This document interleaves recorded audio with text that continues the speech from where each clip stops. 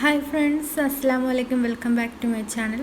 അപ്പോൾ ഞാൻ ഇന്നിവിടെ കാണിച്ചിരിക്കുന്ന ഒരു ക്ലീനിങ് ടിപ്പാണ്. നമ്മളെ പാത്രങ്ങളൊക്കെ എങ്ങനെയാണ് വെട്ടി തിളങ്ങുന്നതെന്ന് നമുക്ക് എങ്ങനെയാണെന്ന് കണ്ടു നോക്കാം. വേറൊന്നുമില്ല, നമ്മുടെ കയ്യിൽ ഉജാല ഉണ്ടല്ലോ, ഈ ഉജാല വെച്ചിട്ടാണ് നമ്മളിന്ന് ക്ലീനിങ് ചെയ്യാൻ പോകുന്നത്. നമ്മൾ സ്റ്റീൽ പാത്രങ്ങളെല്ലാം പെട്ടെന്ന് തന്നെ നല്ല വെട്ടി തിളങ്ങും. അപ്പോൾ അതോടൊപ്പം ബാത്റൂമിലെ ടൈൽസൊക്കെ ഉണ്ടല്ലോ, അതൊക്കെ പോവും. അല്ലാതെ അടുക്കളയിൽ സിങ്കിനോട് ചേർന്നിട്ടുള്ള ടൈൽസൊക്കെ നമുക്ക് നല്ല ക്ലീനായി അതിൻ്റെ ബാക്കി വരുന്ന വെള്ളം കൊണ്ട് തന്നെ ക്ലീൻ ചെയ്തെടുക്കാവുന്നതാണ്. അപ്പോൾ നമുക്ക് എങ്ങനെ ചെയ്യുന്നതെന്ന് നോക്കാം. നമ്മുടെ ലിക്വിഡ് ഉണ്ടല്ലോ, അത് കുറച്ചെടുത്തിട്ടുണ്ട്. ലിക്വിഡ് ഇല്ലെങ്കിൽ നിങ്ങൾക്ക് സോപ്പ് പൊടി യൂസ് ചെയ്യാം. അപ്പോൾ ഞാനിവിടെ ലിക്വിഡാണ് എടുത്തേക്കുന്നത്. പാത്രം കഴുകുന്നത് കൊണ്ട് നമുക്ക് പെട്ടെന്ന് തന്നെ റെഡിയാക്കാം. അപ്പം വിനാഗിരി ഞാൻ കുറച്ചൊന്ന് ഒഴിച്ചു കൊടുക്കുകയാണ്. നമ്മൾ പാചകം ചെയ്യുന്ന വിനാഗിരി ഉണ്ടല്ലോ, അതായിരിക്കും നല്ലത്. ഇനി പിന്നെ ഉജാല ഞാൻ ഒഴിച്ചു കൊടുക്കുകയാണ്. ഇതെല്ലാം കൂടി ഇത് മൂന്നും ഞാൻ ചേർത്തിട്ടുണ്ട് കേട്ടോ. ലിക്വിഡ്, വിനാഗിരി, പിന്നെ ഉജാല. ഇനി നമുക്കതിലേക്ക് കുറച്ച് വെള്ളം ഒഴിച്ചു കൊടുക്കാം.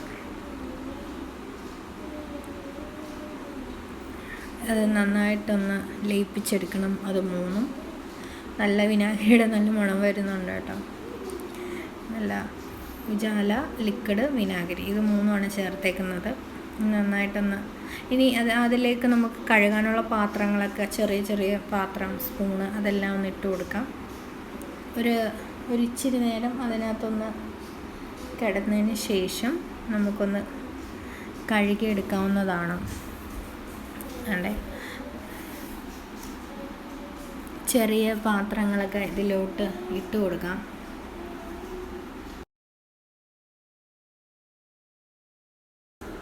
ഇത് ഒരു പഴയൊരു പാത്രമാണ്, ഒരു തൂക്കുപാത്രത്തിൻ്റെ അടപ്പാണ്. അതിൻ്റെ അറ്റത്തൊക്കെ കണ്ട നല്ല തുരുമ്പ് പിടിച്ച പാടൊക്കെ ഉണ്ട്. അപ്പോൾ അതൊക്കെയൊന്ന് നമുക്ക് മാറ്റുന്നത് എങ്ങനെയാണെന്ന് നോക്കാം. കുറച്ച് നേരം വെള്ളത്തിലോട്ടൊന്ന് ഇട്ട് കൊടുക്കാം. ഉജാലയുടെ വെള്ളത്തിലൊന്ന് ചെറിയ പാത്രങ്ങളൊക്കെ ഒന്ന് ഇട്ട് കൊടുക്കാം.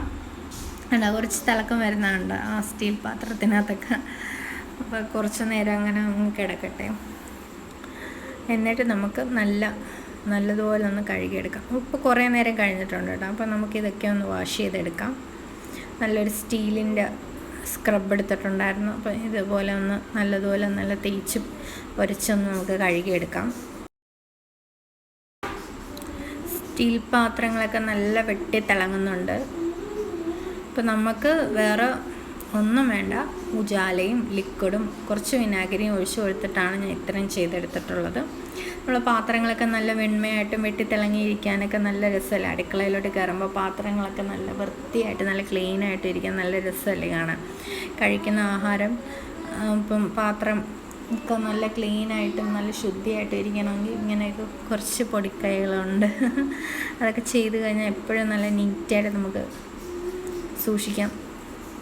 അതിൻ്റെ ഇടയിലോട്ടൊക്കെ നന്നായിട്ടൊന്ന് കഴുകി വൃത്തിയാക്കി കൊടുക്കണം. നേരത്തെ ഞാൻ പറഞ്ഞില്ല, ആ പാത്രത്തിലൊരു തുരുമ്പുണ്ട്. അപ്പോൾ അതൊക്കെ അങ്ങ് പെട്ടെന്ന് തന്നെ പോവും.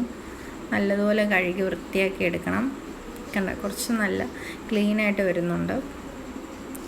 ഇനി നമുക്ക് പാത്രം ഒന്ന് കഴുകിയെടുക്കാം. നല്ല വെള്ളത്തിൽ പാത്രങ്ങളൊക്കെ ഒന്ന് കഴുകി വൃത്തിയാക്കി എടുക്കാം. നല്ല സോപ്പ് വതയും ആ ഒരു സ്മെല്ലെല്ലാം പോയി നല്ല ക്ലീനാക്കി എടുക്കാം. എന്താ, പാത്രങ്ങളൊക്കെ കുറച്ച് ക്ലീനായിട്ട് വന്നിട്ടുണ്ട്. നല്ല വെട്ടി തിളങ്ങുന്നുണ്ട് പാത്രങ്ങളൊക്കെ. ഇനി നമുക്ക് ചെയ്യുന്നതെന്ന് വെച്ചാൽ, ഇതിൻ്റെ ബാക്കി വന്ന വെള്ളം ഉണ്ടല്ലോ, ഒരു കുപ്പിയിലോട്ട് ഒഴിച്ചു കൊടുക്കാം. ഇതെന്തിനാന്ന് വെച്ചാൽ, ഞാൻ പറഞ്ഞ കണക്ക് നമ്മൾ ടൈൽസൊക്കെ ഉണ്ടല്ലോ, ടൈൽസൊക്കെ നല്ല വൃത്തിയായിട്ട് മഞ്ഞക്കറയായാലും അതൊക്കെ ഒന്ന് ക്ലീനാക്കാൻ വേണ്ടിയാണ്. ഇതിൻ്റെ ബാക്കി വന്ന വെള്ളമാണ് നമ്മൾ യൂസ് ചെയ്യാൻ പോകുന്നത് കേട്ടോ. ആദ്യം നമ്മൾ പാത്രം കഴുകിയതിന് ശേഷം അതിൻ്റെ ബാക്കി വന്ന വെള്ളം കൊണ്ടാണ് നമ്മൾ ഇത്രയും ഇനി ടൈൽസ് അതിൻ്റെ സിങ്കൊക്കെ ഒന്ന് കഴുകി ക്ലീനാക്കാനായിട്ട് പോകുന്നത്. അപ്പോൾ ഇത്രയേ ഉള്ളേ. അപ്പോൾ നേരത്തെ കഴുകി വൃത്തിയാക്കി വെച്ച പാത്രങ്ങളാണ്, നല്ല ക്ലീനായിട്ടുണ്ടായിരുന്നു. ഇനി നമുക്ക് ഈ കുപ്പിയിൽ നേരത്തെ ഒഴിച്ചു വെച്ച കണക്ക് അതിനകത്ത് ഞാൻ 3-4 ഹോളിട്ട് കൊടുത്തിട്ടുണ്ട്. ഇനി നമുക്ക് ചെയ്യുന്നത് വെച്ചാൽ, നേരത്തെ പറഞ്ഞ ടൈൽസ് ഒന്ന് വൃത്തിയാക്കി എടുക്കാം. ആ വെള്ളം കൊണ്ട് തന്നെ നമുക്ക് അവിടെയൊക്കെ ഒന്ന് ഒഴിച്ചു കൊടുക്കാം. എന്നിട്ട് അവിടെയൊക്കെ ഒന്ന് വൃത്തിയാക്കി എടുക്കാം.